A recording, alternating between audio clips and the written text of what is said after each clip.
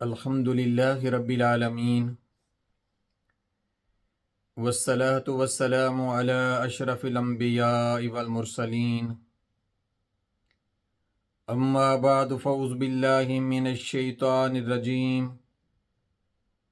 بسم اللہ الرحمن الرحیم یوم یفر المرء من اخیہ وامہ وابیہ وصاحبتہ وبنیہ لِكُلِّ امْرِئٍ مِّنْهُمْ يَوْمَئِذٍ شَأْنٌ يُغْنِيهِ اللہم صلی علی محمد وعلی آل محمد۔ ہر قسم کی و لامحدود حمدیں تعریفیں اللہ سبحانہ و تعالیٰ کے لیے ہیں، جو اس پوری کائنات کا وحدہ لا شریک خالق، وحدہ لا شریک مالک اور وحدہ لا شریک معبود ہے، اور اس کے بعد لامحدود درود و سلام پیارے آقا صلی اللہ علیہ وآلہ وسلم کی ذات اقدس پر،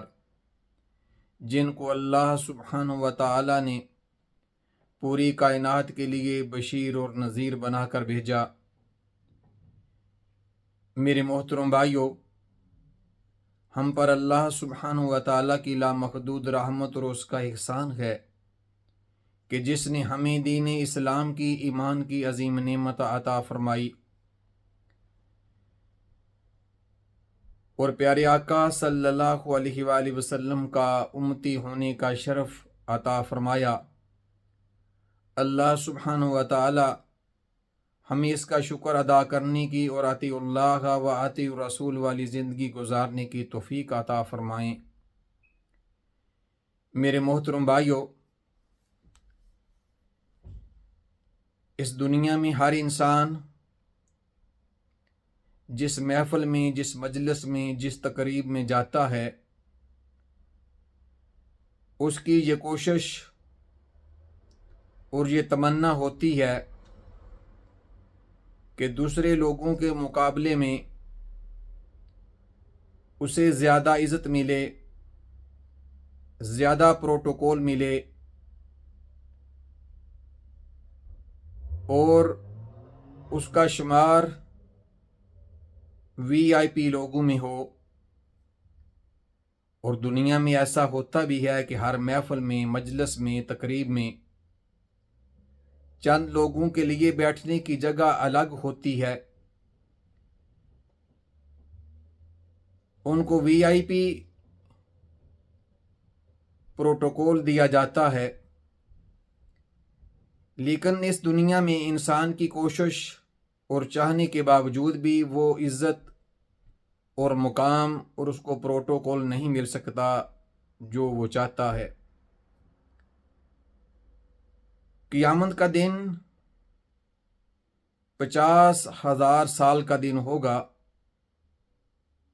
مقدارہ 50,000 سنہ، اور یہ الگ موضوع ہے کہ اس کی ہولناکیاں اور اس کی مشکلات کیسی ہوں گی۔ آپ صرف اس بات سے قیامت کے دن کی مشکلات کا اندازہ لگا سکتے ہیں کہ یوم یفر المرء من اخیہ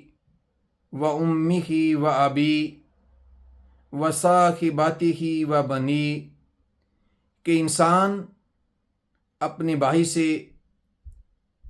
اپنے بیٹوں سے، اپنی بیوی سے دور بھاگے گا، کیونکہ جو اس کی فکر اس کو لگ گئی ہے، اپنی فکر، اس کو دوسروں کی فکر نہیں رہی۔ تو قیامت کے دن پیارے آقا صلی اللہ علیہ وآلہ وسلم نے ارشاد فرمایا، 7 قسم کے لوگ ایسے ہوں گے کہ جن کو اللہ سبحانہ و تعالی اپنے عرش کا سایہ عطا کریں گے، کیونکہ اس دن کوئی کہیں سایہ نہ ہوگا، سورج 1 میل کے فاصلے پر ہوگا۔ وہ 7 قسم کے لوگ، ان کو اللہ سبحانہ و تعالی کی طرف سے VIP پروٹوکول عطا کیا جائے گا۔ یوم لا ظل الا ظل، اس دن کہیں کوئی سایہ نہیں ہوگا مگر اللہ سبحانہ و تعالیٰ کی عرش کا سایہ ہوگا۔ تو پیارے آقا صلی اللہ علیہ وآلہ وسلم نے ارشاد فرمایا، پہلا جو شخص ان 7 قسم کے لوگوں میں شامل ہوگا، الامام العادل، عدل کرنے والا حکمران، عدل کرنے والا بادشاہ۔ علماء کرام نے یہ لکھا ہے کہ صرف اس سے مراد بادشاہ اور حکمران نہیں ہے، بلکہ ہر وہ شخص جس کو اللہ سبحانہ و تعالیٰ نے ایسا منصب عطا کیا ہے، ایسا موقع دیا ہے کہ وہ عدل کر سکتا ہے، اس کو فیصلہ کرنے کا موقع ملا ہے تو اس کو عدل کرنا چاہیے، تو ہر وہ شخص اس میں شامل ہو سکتا ہے۔ دوسرے نمبر پر پیارے آقا صلی اللہ علیہ وآلہ وسلم نے ارشاد فرمایا، وَشَابٌ نَشَأَ فِي عِبَادَةِ رَبِّ، کہ ایسا نوجوان جس کا لڑکپن، جس کی جوانی کی نشو و نما اللہ سبحانہ و تعالیٰ کی عبادت میں ہوئی، جس نوجوان کا لڑکپن اور جوانی اللہ سبحانہ و تعالیٰ کی عبادت میں گزری، اس کو بھی اللہ سبحانہ و تعالیٰ اپنے عرش کا سایہ عطا کریں گے۔ یہ ایک ذرا لمبا موضوع ہے کہ آج ہمارے نوجوانوں کی جوانیاں کیسے گزر رہی ہیں، وہ اپنی جوانی کے قیمتی دن اور وقت کس طرح سوشل میڈیا کی نظر کر رہے ہیں، ضائع کر رہے ہیں، اور وہ بڑے ہی خوش قسمت نوجوان ہیں کہ جن کی جوانی اللہ سبحانہ و تعالیٰ کی عبادت میں گزر رہی ہے۔ عمر میں جوانی کے چند سال ایسے ہیں جن کی اہمیت اس حدیث سے بھی واضح ہوتی ہے کہ قیامت کے دن جو 5 سوال کیے جائیں گے، ان میں سے ایک اسپیشل سوال عمر کے بعد جوانی کے بارے میں بھی کیا جائے گا، وَعَنْ شِبَابِهِ فِيمَا أَبْلَىٰ، کہ تو نے اپنی جوانی کیسے گزاری۔ تو نوجوانوں سے یہ گزارش ہے کہ وہ اپنی جوانی کو اللہ سبحانہ و تعالیٰ کی عبادت میں گزاریں، اور اس دنیا میں جہاں ہر نوجوان اعلیٰ سے اعلیٰ مقام حاصل کرنے کے لیے، منصب حاصل کرنے کے لیے، عہدہ حاصل کرنے کے لیے کوشش کرتا ہے، اور بعض اوقات کوشش کے باوجود اس کو وہ عہدہ اور مقام نہیں مل پاتا، لیکن اگر اس نے اس حدیث کو سامنے رکھتے ہوئے قیامت کے دن اللہ سبحانہ و تعالیٰ کے عرش کا سایہ حاصل کرنے کی کوشش کی، تو اللہ سبحانہ و تعالیٰ اس کو ضرور عطا کریں گے، کیونکہ اللہ سبحانہ و تعالیٰ کے ہاں محنت اور نیکی ضائع نہیں ہوتی۔ اس کے بعد تیسرا وہ شخص، وَرَجُلٌ قَلْبُهُ مُعَلَّقٌ فِي الْمَسَاجِدِ، کہ جس آدمی کا دل مسجد کی طرف اٹکا رہتا ہے، جب وہ ایک نماز پڑھنے کے بعد فارغ ہوتا ہے، مسجد سے باہر نکلتا ہے، تو وہ اس انتظار میں رہتا ہے کہ دوبارہ کب نماز کا وقت ہوگا تو وہ مسجد میں جائے گا۔ معلقن، اس کا معنی ہے کہ لٹکتا ہوا، اٹکا ہوا۔ عام طور پر ایک رسی یا کوئی چیز اگر چھت کے ساتھ باندھی ہوئی ہو اور اس کے ساتھ کوئی چیز لٹک رہی ہو تو اس کے لیے ہم اردو میں معلق کا لفظ بھی استعمال کرتے ہیں۔ تو وہ شخص، اس کا دل ہر وقت مسجد کی طرف اٹکا رہتا ہے، یعنی وہ نماز سے غافل نہیں ہوتا، وہ اس انتظار میں رہتا ہے کہ کب اللہ اکبر کی صدا آئے اور پھر وہ دوبارہ نماز پڑھنے کے لیے مسجد میں جائے۔ اس کے بعد چوتھے وہ شخص، وہ اشخاص، وَرَجُلَانِ تَحَابَّا فِي اللَّهِ اجْتَمَعَا عَلَيْهِ وَتَفَرَّقَا عَلَيْهِ، کہ وہ 2 شخص جو اللہ سبحانہ و تعالیٰ کے لیے اللہ سبحانہ و تعالیٰ کی رضا کے لیے ایک دوسرے سے محبت کرتے ہیں اور اسی پر وہ جمع ہوتے ہیں اور اسی پر وہ جدا ہوتے ہیں. یعنی ان کا آپس میں محبت کرنے کا مقصد کوئی دنیا کا لالچ نہیں ہوتا، کوئی خاندانی رشتہ داری کی وجہ سے وہ آپس میں محبت نہیں کرتے، بلکہ اللہ سبحانہ و تعالیٰ کی رضا کے لیے کرتے ہیں. آج ہماری محبتیں دنیا کے لالچ کے لیے ہوتی ہیں، یا اگر کسی کے پاس کوئی اعلیٰ عہدہ ہو، کوئی منصب ہو تو لوگ اس کی عزت بھی کرتے ہیں اور اس سے محبت بھی کرتے ہیں. لیکن جو لوگ اللہ سبحانہ و تعالیٰ کی رضا کے لیے محبت آپس میں کرتے ہیں، ان کو اللہ سبحانہ و تعالیٰ کی قیامت کے دن اپنے عرش کا سایہ عطا کریں گے. اور اس کے بعد پانچواں وہ شخص کہ جس نے اللہ سبحانہ و تعالیٰ کو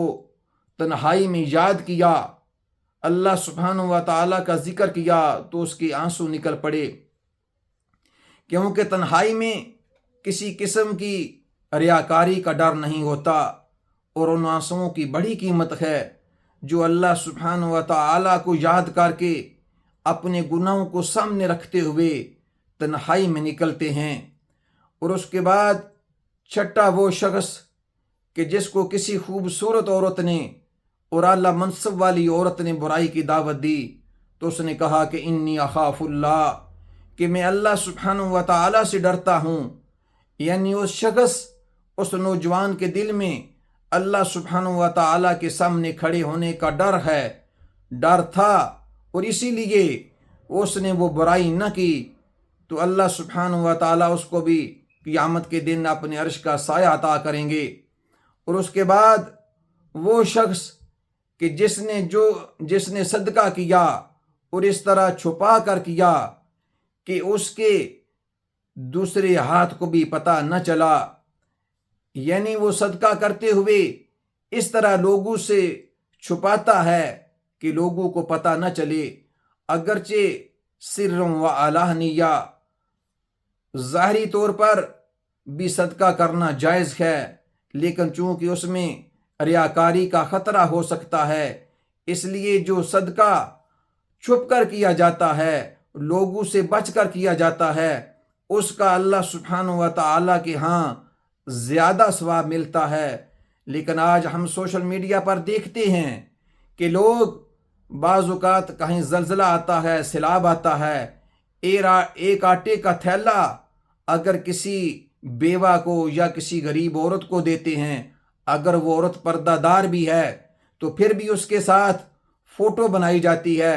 پھر اس کو سوشل میڈیا پر ڈالا جاتا ہے. جس طرح یہ پہلے کہا جاتا تھا کہ نیکی کر دریا میں ڈال، لیکن آج نیکی کر اور سوشل میڈیا پر ڈال. تو میرے محترم بھائیو، یہ 7 قسم کے لوگ ہوں گے کہ جن کو اللہ سبحانہ و تعالیٰ قیامت کے دن اپنے عرش کا سایہ عطا کریں گے، جس دن کوئی کہیں سایہ نہ ہوگا، جس دن باپ بیٹے کے اور بیٹا باپ کے کام نہیں آئے گا. تو میرے محترم بھائیو، جہاں آج ہم دنیا میں اللہ سے اعلیٰ مقام حاصل کرنے کے لیے، عزت حاصل کرنے کے لیے کوشش کرتے ہیں، تگ و دو کرتے ہیں، محنت کرتے ہیں، لیکن بعض اوقات ہماری وہ محنت کے مطابق ہمیں عزت بھی نہیں ملتی، مقام بھی نہیں ملتا اور اس کا پھل بھی نہیں ملتا. لیکن جس نے آخرت کے لیے محنت کی تو اللہ سبحانہ و تعالیٰ اسے بڑا چڑھا کر نیکیوں کا ثواب عطا کرتے ہیں. تو ہم ابھی زندہ ہیں، ابھی ہم دارالعمل میں ہیں، تو ہم بھی کوشش کریں اور اللہ سبحانہ و تعالیٰ سے دعا کریں کہ اللہ سبحانہ و تعالیٰ ہمیں ان لوگوں میں شامل فرمائے کہ جن کو اللہ سبحانہ و تعالیٰ کی قیامت کے دن اپنے عرش کا سایہ عطا کریں گے. اللہ سبحانہ و تعالیٰ مجھے اور آپ کو ایسی کوشش کرنے کی اور ایسے عمل کرنے کی توفیق عطا فرمائیں. وآخر دعوانا ان الحمد للہ رب العالمین.